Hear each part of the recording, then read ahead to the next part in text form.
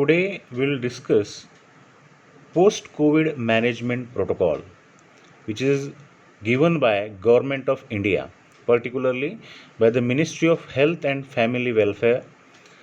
So we'll discuss this post-COVID management protocol, and for that we should know the background.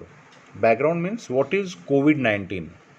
COVID-19 is a disease caused by SARS COVID virus 2. SARS COVID virus 2, that is the severe acute respiratory syndrome COVID virus 2. Severe acute respiratory syndrome COVID virus 2. So, coronavirus is a relatively new disease. We all know that this coronavirus is a relatively a new disease, and because of less information regarding this coronavirus, fresh information being known on a dynamic basis about the natural history of the disease, in terms of post recovery events, in terms of post recovery events or natural history of the disease, we have very less information. Why less information?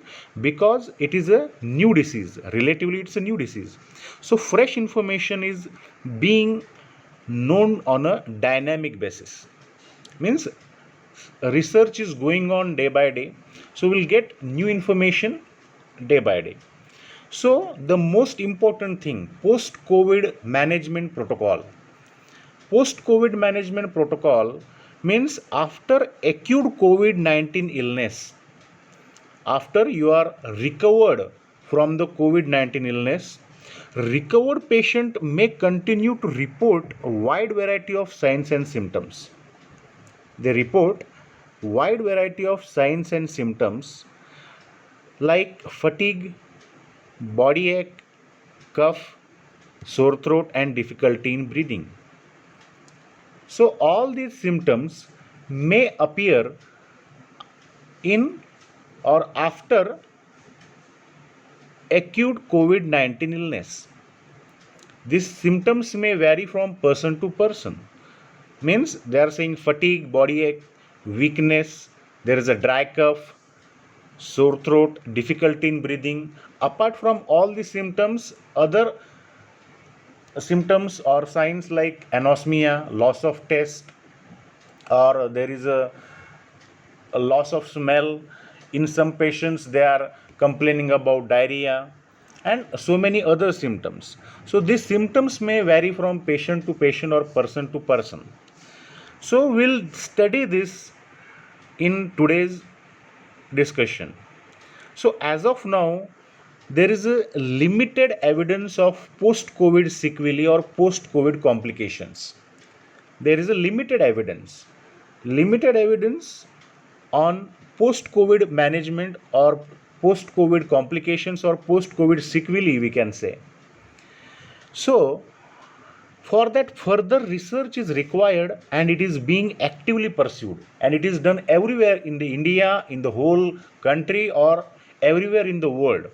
The research is going on for the post-COVID management, or the vaccine, the most important and the most commonly used terminology for this COVID-19 illness, the vaccine.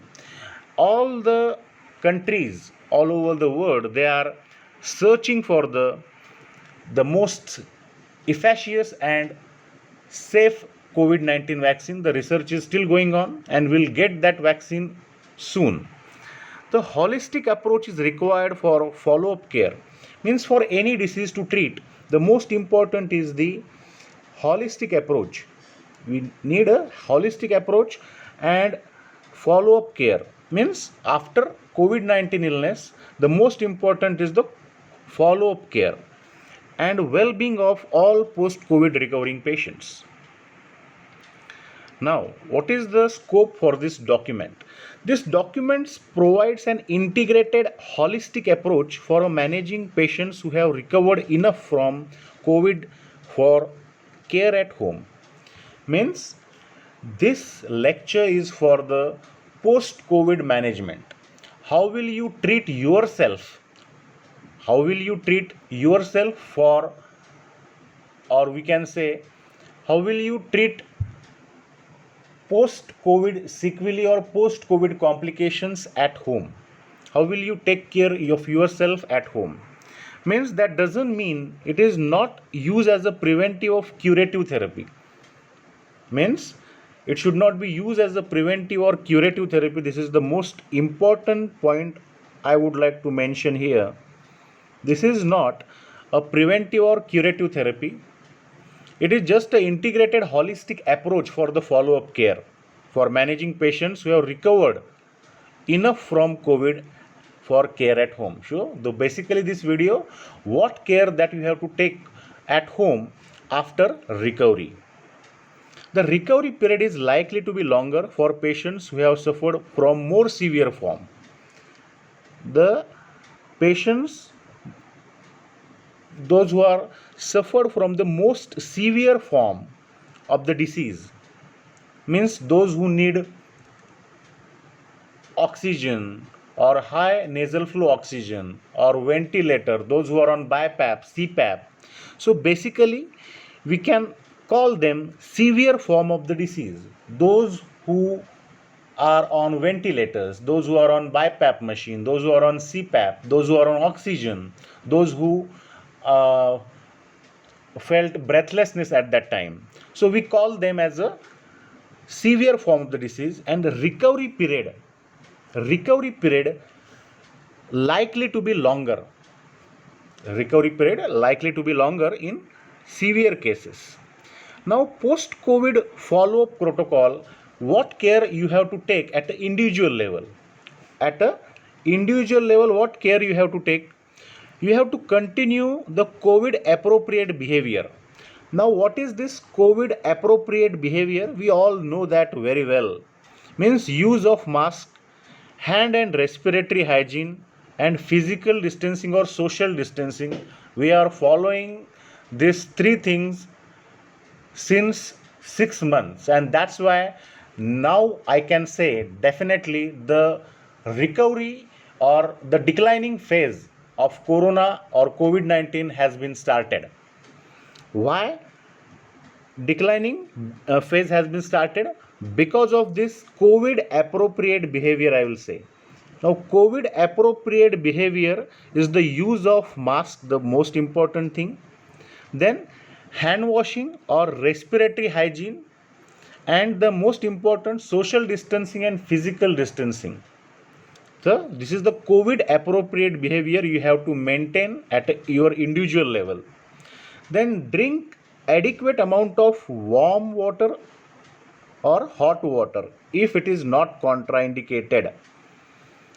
We all drink adequate amount of hot water or lukewarm water or warm water, whatever. If it is not contraindicated, then you can take this. Take immunity promoting Ayush medicines. Now immunity promoting Ayush medicines, now there is a confusion. Don't take any medicine without any prescription from a registered medical practitioner. So take immunity promoting Ayush medicines, Ayurvedic medicines, to be practiced and prescribed by a qualified practitioner of Ayush. That is very important thing. Means home medicines or self-prescription should be avoided. If health permits regular household work to be done, means no need to take rest at home always. You can do your regular household work, right? Professional work to be resumed in a graded manner. If you are fully recovered from your COVID-19 illness, then you can join to your duties. Now, what kind of exercise, mild to moderate exercise, daily practice of yogasana, daily practice of pranayama, meditation, and all these things, exercise, pranayam, meditation, yogasana, as health permits, or if it is prescribed or it is advised by your doctor, physician, or physician or doctor only, then only you do some exercise, yogasana, pranayam and meditation. Breathing exercises as prescribed by the treating physician. It is very helpful. Breathing exercises like spirometry will definitely going to help you. Daily morning or evening walk, it is very important. Daily morning or evening walk at a comfortable pace, right? Balanced nutritious diet, preferably easy to digest and freshly cooked soft diet is very important. Diet plays a very important role in COVID-19 management. Adequate sleep and rest, that is very important again. Then avoid smoking and consumption of alcohol, that is important thing. So you have to take care of all these things. Then take regular medication as advised by the COVID and also for managing comorbidities if any. If you are suffering from any comorbidities like hypertension, diabetes, pre-existing heart illness, then you have to take the regular medication as advised by the COVID and also for managing the comorbidities. Means in follow-up after discharge, you have given some medicines for post-COVID complications. So you have to take these medicines and also for your comorbidities. Doctor to be always informed about all medicines that the individual is taking, whether it is allopathic, whether it is Ayush or Ayurvedic, so as to avoid the prescription interaction. So if you want to avoid all these complication or interaction between drugs and drug interaction, or so basically you have to inform to your doctor that what type of medicine you are taking for hypertension, for diabetes, for your heart disease or anything. So self health monitoring, now this self health monitoring is done very regularly, I will say. Means now everyone is having thermometer to check the temperature, right? Then you have to monitor your blood pressure, blood sugar level, especially if you are diabetic, and the most important SpO2 level. SpO2 level. If it is below 94, if it is below 94, then you have to be very cautious. If it is more than 94 or up to 100, then no need to worry at all. But you have to self monitor yourself for the temperature, blood pressure, blood sugar and pulse oximetry. That means your oxygen saturation level. Then if there is a persistent dry cough or sore throat, then you can go for the betadine gargles, saline gargles, or you can take steam inhalation also. If you are having dry cough or sore throat, this is we are discussing post-COVID management, not pre-COVID management or COVID management. After post-COVID illness, if you are suffering from dry cough or sore throat, you can simply go for the saline gargles, or you can simply go for the steam inhalation, or you can go for the betadine gargles also. The addition of herbs, spices for gargling and steam inhalation. You can add some herbs like turmeric or any other spices, or you can go for the steam inhalation also. Cough medication should be taken on advice of medical doctor or qualified practitioner of Ayush. Right? Now, the important thing that we have mentioned over here, early warning signs. Now, early warning signs like high grade fever, breathlessness, and the important thing nowadays SpO2 level. If it is less than 94 or 95, then if it is less than 94 or 95, then check for your symptoms. If there is any symptom like breathlessness, then you can call your doctor and take proper advice. If there is unexplained chest pain, new onset of confusion, focal weakness, fatigue, diarrhea, vomiting, nausea, or any other symptom, so these are the early warning signs for the post-COVID complication. So you have to look for this. Then at the level of community, what care has to be taken? Recovered individuals, this is very important over at the level of community, because this COVID-19 illness is a stigma, means everyone is very cautious, I will say, and because of this cautiousness there is a stigma that COVID-19 is a very different kind of disease, but it is not like that. So recovered individuals to what we'll say, recovered in those who are recovered from this COVID-19, those who are recovered from this COVID-19 share their positive experiences with the friends. You have to share your positive experiences with your friends and family, relatives. Now, how will you share your positive experiences with your friends, family? Through social media, through WhatsApp, through Facebook, and through community leaders, opinion leaders, religious leaders. You have to create your awareness, myths, and stigma. You have to remove that stigma from your community. You have to share your positive experiences through social media, through the religious leaders or community leaders. Then take support of community best help groups, civil society organization, and qualified professional for recovery and rehabilitation process. Means basically you have to take help of the medical, social, occupational, and everything.